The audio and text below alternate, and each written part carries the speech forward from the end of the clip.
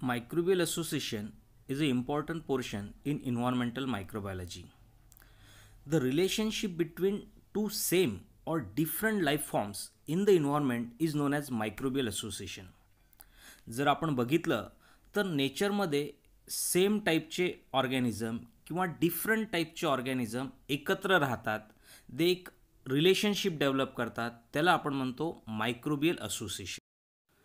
Microbial association ह्या काही वेळा बेनिफिशियल राहतात, म्हणजे दोन्ही ऑर्गॅनिझमला त्याचा बेनिफिट मिळतो किंवा त्यांची ॲक्टिव्हिटी इन्हान्स होते, तर त्याला बेनिफिशियल और पॉझिटिव्ह असोसिएशन याच्यामध्ये 3 टाईप आहेत: सिम्बॉयसिस, सिनॅरिझम अँड कॉमेन्सिलिझम.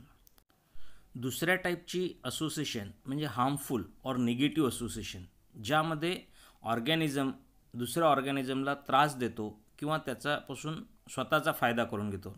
याच्यामध्ये अँटॅगोनिझम, कॉम्पिटिशन अँड पॅरासिटिझम. आणि तिसरी टाईप म्हणजे न्यूट्रल असोसिएशन, ज्याच्यामध्ये कोणाचाही फायदा किंवा नुकसान होत नाही.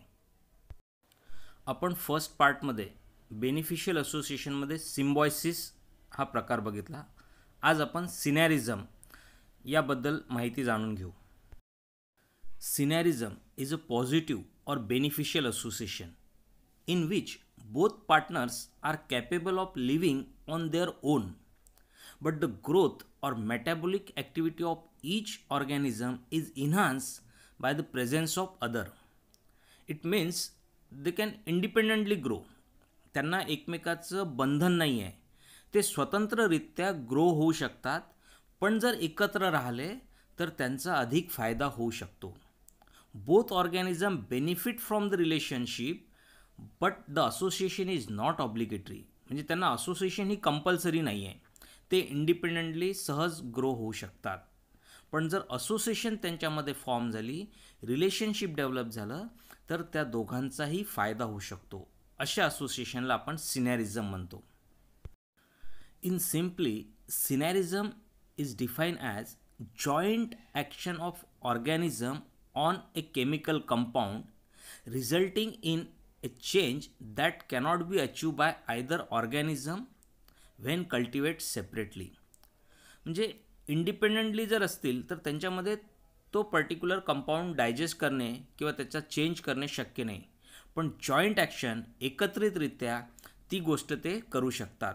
हा या असोसिएशनचा फायदा आहे. Carbohydrate fermentation is one of the example of synergism. There are various microorganisms which ferments carbohydrates such as sucrose, lactose, mannitol with the production of acid and no gas if they are cultivated separately. म्हणजे वेगवेगळे जर organism grow केले तर ते फक्त acid produce करतात. If same organism is cultivated in A mix culture using the same carbohydrate, it produces both acid and gases. म्हणजेच काय, तर जॉईंट ॲक्शन जेव्हा होते तेव्हा एकच प्रॉडक्ट नाही तर दोन्ही प्रॉडक्ट तयार होतात, ॲसिड आणि गॅस. हे कशामुळे होऊन राहिलं? Joint action of the two organisms. The acid forming organism degrades the carbohydrate and produce an intermediate compound that is fermented by the second organism to acid and gas. So this is the joint action. Carbohydrate fermentation in which joint action can ferment whole carbohydrate into acid and gas. These are the example of carbohydrate fermentation. The lactose is fermented by Staphylococcus aureus, but only it produces acid. But when it grow with Proteus vulgaris, it produces acid and gas. Same condition with Streptococcus faecalis and Salmonella paratyphi. The mannitol is fermented by Staphylococcus aureus and produce acid, but when it grow in Proteus vulgaris, it again produce acid and gas. या सर्व एक्झाम्पलमधून असं लक्षात येते की कार्बोहायड्रेटचं fermentation एक organism करत असेल तर फक्त ॲसिड प्रोड्यूस करेल किंवा गॅस प्रोड्यूस करेल, पण जॉईंट ॲक्शनमध्ये कार्बोहायड्रेटचं फर्मेंटेशन जेव्हा दोन्ही मायक्रो ऑर्गॅनिझम करतात तेव्हा ॲसिड आणि गॅस हे दोन्ही प्रॉडक्ट तयार होतात. So this is the joint action of the organism. Second example of synergism is production of alcohol. Production of alcohol is a joint action of two organisms such as mucor and yeast. Mucor having ability to convert the starch into sugar. Mucor having ability, or it produces the enzyme which hydrolyze the starch into sugar. And yeast, they can ferment the sugar or glucose into alcohol and CO2. So this is the joint action. Yeast, they can't capable to hydrolyze starch directly, but if starch is hydrolyzed by the mucor and produce the sugar, that can utilize by the yeast and it produce the alcohol. So it is a joint action of mucor and yeast, and then they produce the alcohol. Another example of synergism is oxidation of manganese ions. This is the joint action of cyanobacterium and chromobacterium, in which both organisms, they can oxidize the manganese ion by the synergistic action.